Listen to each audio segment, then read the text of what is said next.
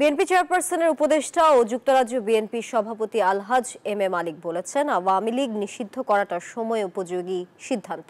এ বিষয়টিকে তারা স্বাগত জানান। দুপুরে সিলেটের দক্ষিণ সুরমায় সাংবাদিকদের সাথে মতবিনিময়কালে তিনি কথা বলেন। সেই সাথে আওয়ামী লীগের অপকর্মের বিচারের পাশাপাশি রাষ্ট্রীয় বিভিন্ন পর্যায়ে তাদের দোসরদের অপসারণের দাবিও জানান তিনি।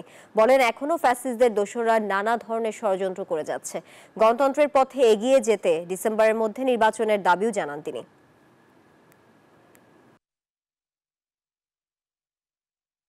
বান্ডেল থাকলে প্রতি সেনমানিতে টাকা বাঁচবে।